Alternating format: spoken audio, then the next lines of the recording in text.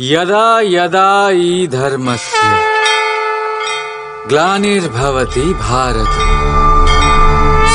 अभ्युत्थानं अधर्मस्य तदात्मानं सृजाम्यहम्। যখন যখন পৃথিবীতে পাপ বাড়ে, ধর্মের হানি হয়, তখন তখন আমি আসি। এটা তো আপনারা সবাই জানেন, কিন্তু এটা কখনো ভেবে দেখেছেন যে কেন আমি এই মর্তলোকের প্রাণী হিসেবেই অবতীর্ণ হই? কেন আমি মানুষ রূপে আপনাদের মাঝেই থাকি? আজ বলছি, সংসারে পাপ আর পুণ্য সমতা বজায় রাখে, কিন্তু যখন পাপ তার সীমা পার করে যায়, আমাকে আসতেই হয়। কারণ এই যে আপনারা আমাকে বিস্মৃত হন। আশ্চর্য হবেন না, আমি আপনাদের মধ্যেই থাকি, শুধু আপনারা নিজেদের অন্তরে থাকা পরমাত্মাকে বিস্মৃত হন। এই জন্য আমাকে আসতে হয় আপনাদের এটা বলতে, সমস্ত শক্তি আপনাদের মধ্যেই আছে। কিন্তু আপনারা কি করেন? আমাকে সম্মান করেন, আমাকে পুজো করেন আর শক্তি প্রার্থনা করেন, বিভিন্ন রকমের চাহিদা আমার সম্মুখে রাখেন। আমার আপনার শ্রদ্ধায় কোনো আপত্তি নেই। আমার আপত্তি আছে সেই ভাবনায় যা আপনাকে দুর্বল করে দেয়। পরমাত্মার উপর শ্রদ্ধা রাখুন, কিন্তু নিজের আত্মার উপরও বিশ্বাস রাখুন, কারণ এই সংসারে এমন কিচ্ছু নেই যা আপনারা করতে পারবেন না। প্রতি নরের মধ্যে নারায়ণ বিরাজ করেন, আর প্রতি নারীর মধ্যে লক্ষ্মী। তাহলে চিনুন নিজের অন্তরের নারায়ণকে আর বদলে দিন সময়ের চক্রব্যূহ।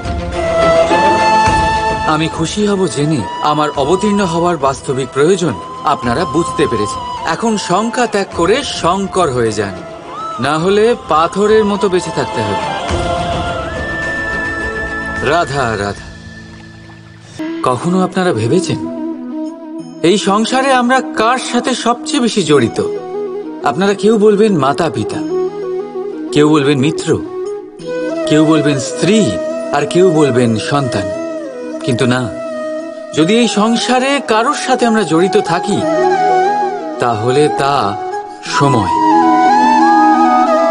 সময়ই আমাদের অতীত, সময়ই আমাদের বর্তমান, আর সময়ই আমাদের ভবিষ্যৎ। আর আমরা কি করি? সব থেকে বেশি জড়িত সময়কে, সবচেয়ে বহুমূল্য সম্পত্তিকে আমরা নষ্ট করে দিই। কেউ ভবিষ্যতের জন্য উজ্জ্বল স্বপ্ন বনে, কেউ অতীতকে দোষারোপ করে। কিন্তু একটু ভেবে দেখুন, আপনার অতীতকে আপনি ভাবনা চিন্তা করে বদলে দিতে পারবেন না। আর ভবিষ্যতের ব্যাপারে চিন্তা ভাবনা করে যদি আপনি আপনার বর্তমান নষ্ট করে দেন, তাহলে আপনার ভবিষ্যৎও আপনার অতীতের মতোই হবে। এই জন্য আজকের ব্যাপারে ভাবুন, সেটাকে উজ্জ্বল করে তুলুন। আপনার অতীত আর আপনার ভবিষ্যৎ নিজেই উজ্জ্বল হয়ে যাবে। রাধা রাধা।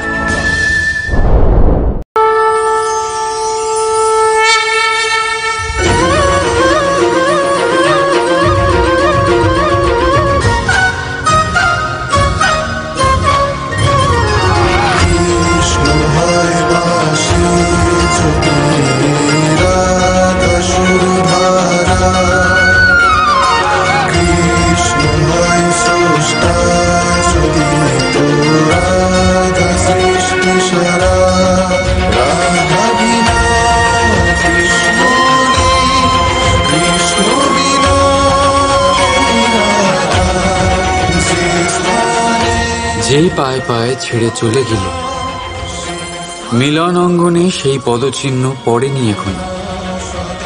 ধরা মাঝে প্রেমের চিহ্ন রাখবে যে, সেই পদচিহ্নের পরশ পায়নি এখনো। বিরহের আগুনে জ্বালানো পৃথিবী, প্রেমের তৃষ্ণায় তৃষ্ণার্ত বীজ, সতেজ সবুজ হবে ধরা, সে বীজের অঙ্কুরণ হয়নি এখনো। তুমি ছেড়ে চলে এসেছিলে কিছু রেখা অসম্পূর্ণ, এক সম্বন্ধ অপূর্ণ, প্রেম অধরা, সম্বন্ধের আধারে প্রিয়ের মিলনে প্রেমের চিত্রণে অপূর্ণ এখনো। নিরাশ অশান্ত ছিল তুমি বিনা মন আমার, তার কোণে প্রেম রাগের গুঞ্জন ধ্বনি অপূর্ণ এখনো। অধরে হাসি আঁখিতে অশ্রু জলে ছেড়েছিলে হাত আমার, বিরহের অন্তে হবে যে বন্ধন অপূর্ণতা এখনো।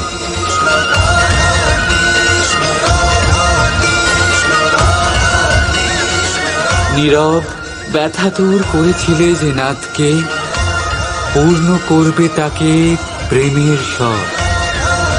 এবার জাগবে প্রেম, জাগবে ধরা। প্রিয় নাথের হৃদয় স্পন্দনের অপেক্ষা।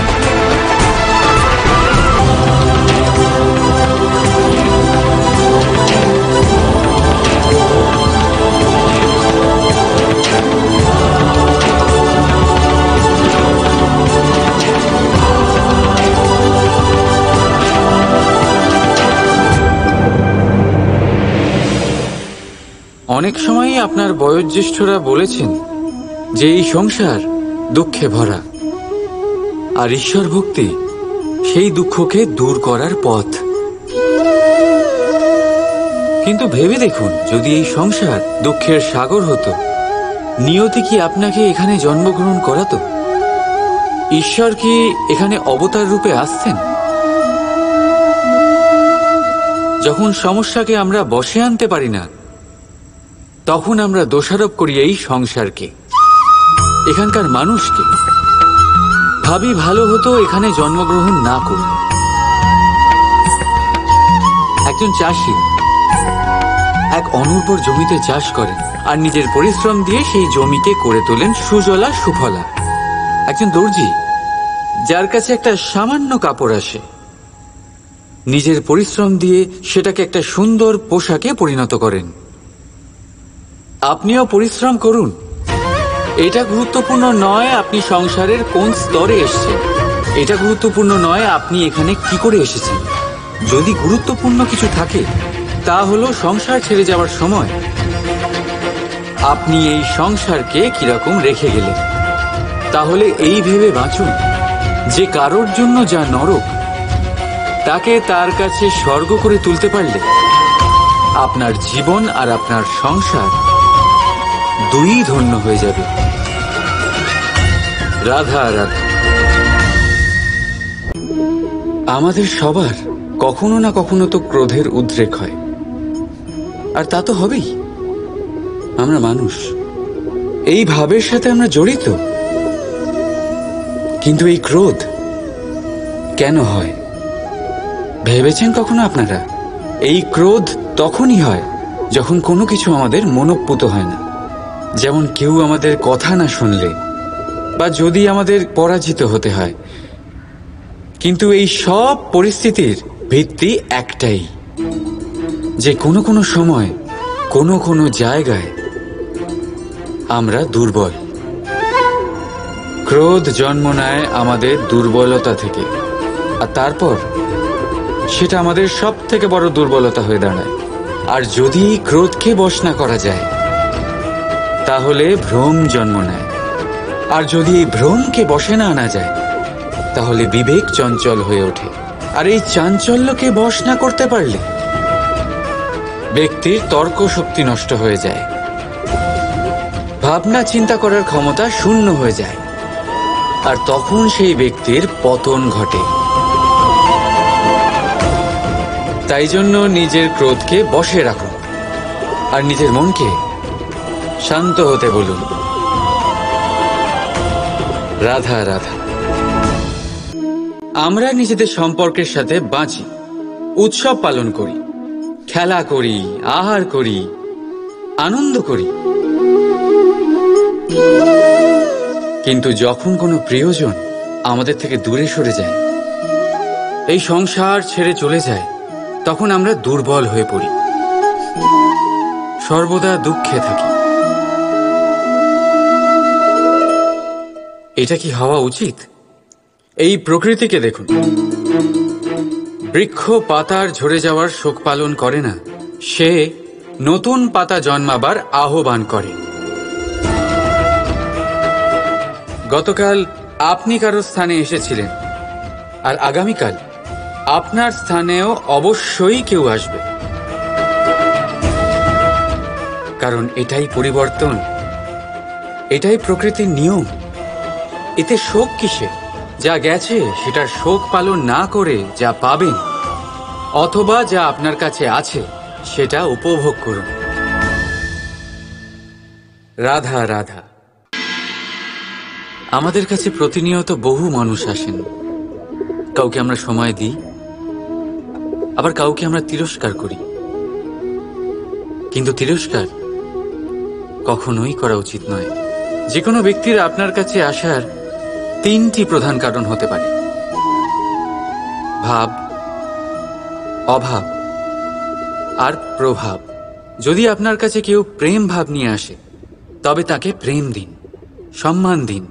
যদি কেউ আপনার কাছে অভাবে আসে তবে তার প্রয়োজন বুঝুন, আর যথাসম্ভব আপনি তার সাহায্য করুন। আর যদি কেউ আপনার কাছে প্রভাবের জন্য আসে তাহলেও তাকে উচিত সম্মান দিন। এটা অত্যন্ত ভাগ্যের ব্যাপার যে কেউ আপনার প্রভাবে আছে।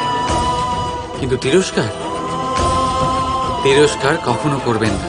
তিরস্কার জন্ম দেয় কুণ্ঠাকে, আর কুণ্ঠা যে কাউকে আপনার শত্রু বানিয়ে দিতে পারে। এই জন্য বন্ধুত্ব করুন, আনন্দে থাকুন, আর আমার সাথে বলুন রাধা রাধা। লোকজন আমাকে সবসময় এই প্রশ্ন করতে থাকে যে বন্ধুত্বের প্রকৃত অর্থ কি, এই প্রেমের প্রকৃত অর্থ কি। আর আমি শুধু হেসে যাই, কারণ এটা সেরকমই প্রশ্ন যেন কেউ জিজ্ঞেস করছে যে অনর্থের অর্থ কি। অনর্থ যখন হয়েই গেছে তখন তার অর্থ জেনে কি হবে। ঠিক সেইভাবেই সেই বন্ধুত্বের অর্থ কি, যাতে আপনার কোনো মতলব আছে, আর সেই প্রেমের অর্থ কি, যাতে আপনার কোনো স্বার্থ আছে। এই দুই ভাব এমনই যাতে আপনার কিছু চাওয়া উচিত নয়, শুধুই দেওয়া উচিত। আপনার সময়, আপনার ভাবনা, আপনার সুখ কিছু চাওয়ার জন্য করলে সেই বন্ধুত্ব কিসের? কিছু পাওয়ার জন্য করলে তা প্রেম কিসের? এমনিতেও দেখতে গেলে যারা প্রেম করে তাদের কিছু পাওয়ার প্রয়োজন পড়ে না, আর যাদের কাছে আছে 2.5 অক্ষরের শব্দ প্রেম, তাদের কাছে সংসারের সব থেকে বড় ভান্ডার আছে। তাহলে আপনারা এই ভান্ডার বৃদ্ধি করুন, আর আমার সাথে বলুন রাধা রাধা। আমরা মানুষেরা একসাথে থাকি, আনন্দ কষ্ট মিলেমিশে ভাগ করে নিই, প্রয়োজনে একে অপরের সাহায্য করি, সহায়তা নিও। কিন্তু সবসময় সাহায্য নেওয়া কি উচিত? এবার আপনাদের মধ্যে কেউ বলবেন একদমই উচিত, এতে ক্ষতি কি আছে? মানুষই তো মানুষের কাজে আসবে। একদম ঠিক বলেছেন আপনি, কিন্তু সব সময় সাহায্য নেওয়া একেবারেই উচিত নয়। কারণ যদি কথায় কথায় সাহায্য নেওয়া অভ্যেসে দাঁড়িয়ে যায় তাহলে আপনি নিজে দুর্বল হয়ে পড়বেন। নিজেই সমস্যার সমাধান না করে আপনি কথায় কথায় অন্যদের থেকে সাহায্য নেবেন। আর দ্বিতীয়ত, সহায়তার সাথেই জড়িয়ে থাকে উপকারের আভার। তাই যার থেকে সাহায্য নিয়েছেন তার কাছে আপনাকে নত হয়ে থাকতে হবে। এই জন্য বিপদের দিনেও ভেবে চিন্তে সাহায্য নিন, কারণ বিপদ তো কিছুদিন পর কেটে যাবে, কিন্তু সেই উপকারের ঋণের ভার জীবনভর আপনার সাথে থাকবে। রাধা রাধা। যবে থেকে মানুষের জন্ম হয়েছে জ্ঞাতি পরিচিতির। আর আজকের যুগে ব্যক্তির মূল্যায়ন করা হয় এইটা দেখে যে তার পরিচয় কার সাথে যুক্ত, তার পরিচয় কোন স্তরে আছে, তাই তো? আপনার আশেপাশেও এরকম অনেক মানুষ আছে যে নিজের পরিচয়ের জোরে নিজের কাজ করিয়ে নেয়। এমন অনেক মানুষ আছে যে নিজের পরিচয় দিয়ে কাজ পেয়ে যায়, ধন অর্জন করে। কিন্তু আপনি একটু ভেবে দেখুন, এটা কি ঠিক? পরিচয়ের ভিত্তিতে পাওয়া কাজ আপনার সাথে ততক্ষণ থাকবে যতক্ষণ আপনার তার সাথে মধুর সম্পর্ক থাকবে। সম্পর্কে ছেদ হলেই কাজ বেরিয়ে যাবে আপনার হাত থেকে। তাহলে কি করা যায়? এর উত্তর হলো কাজ। নিজের কাজ মন দিয়ে করুন, নিজের কাজ নিশ্চিত হয়ে করুন, কারণ পরিচয়ের ভিত্তিতে পাওয়া কাজ বেশি সময় থাকবে না, কিন্তু কাজ থেকে পাওয়া পরিচয় যুগ যুগান্তর ধরে থাকবে। রাধা রাধা। মানুষ যখন জন্মগ্রহণ করেন আর মানুষ যখন এই সংসার ত্যাগ করে চলে যান, এর মধ্যভাগকে জীবন বলা হয়। আর এই জীবনে সবাইকে লড়াই করতেই হয়, কখনো শিক্ষার জন্য, কখনো কাজের জন্য, কখনো বা বাস্তবে যুদ্ধ করতে হয়। কিন্তু এই লড়াইয়ের সম্মুখীন হওয়ার জন্য প্রকৃতি আমাদের আরো একটা গুণ প্রদান করেছে, প্রয়াস। কখনো কোনো ছোট বালককে দেখেছেন? না কিছু বলতে পারে, না কিছু বুঝতে পারে, কিন্তু নিজের হাঁটুতে ভর দিয়ে সারা বাড়ি ঘুরে দেখার প্রয়াস করে। দাঁড়িয়ে ওঠে, পড়ে যায়, আবার দাঁড়িয়ে ওঠে, আর শেষ পর্যন্ত সে ঠিক হাঁটতে শিখে যায়, কারণ সে নিজের মন থেকে কখনো হারে না। জীবনে অনেক যুদ্ধক্ষেত্র আসবে, কখনো কখনো হারের সম্মুখীনও হতে হবে, কিন্তু হেরে যায় শুধু সেই যে মন থেকে হার স্বীকার করে। এই জন্যই তো কথায় বলে, যুদ্ধ রণভূমির আগে মনের ভূমিতে লড়া হয়। যুদ্ধক্ষেত্রে হারলে অনেক সুযোগ পাওয়া যায়, কিন্তু মন থেকে হেরে গেলে তা পাওয়া যায় না। রাধা রাধা। যখন মা ক্ষীর তৈরি করেন তখন সেটা খেতে আমাদের খুব ভালো লাগে, তাই তো? কিন্তু মা কিভাবে ক্ষীর তৈরি করেন? প্রথমে উনি ভাত আর দুধের আয়োজন করেন, তারপর মিষ্টির আয়োজন করেন, তারপর উনি আগুনের আঁচে ওটাকে রাঁধেন। সহজ, তাই না?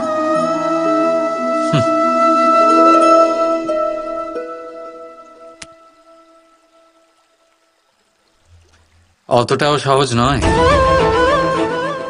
এই জীবনে আনন্দের ক্ষীর আস্বাদন করার এটাই উপায়, কিন্তু এতে সময় অনেকটাই লাগে।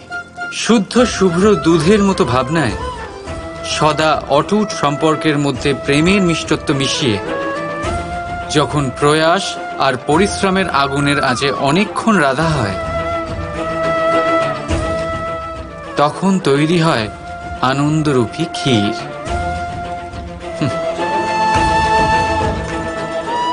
তাই মনে রাখবেন, ভাবনার বিশুদ্ধতা, প্রেমের মিষ্টত্ব আর আত্মার প্রয়াস, এই তিনটি মেশালে তবেই জীবনে আনন্দ লাভ করবেন। রাধা রাধা। বসন্ত ঋতু এলে একটি মিষ্টি কুহুধ্বনি শোনা যায়, যা মনে বসে যায়। কোকিলের কুহুতান বড়ই মিষ্টি, বড়ই সুন্দর। আরেকটি পক্ষীও আছে যার স্বর বড়ই মিষ্টি, আমাদের বাড়ির আশেপাশেই থাকে। সবুজ রং, লাল ঠোঁট।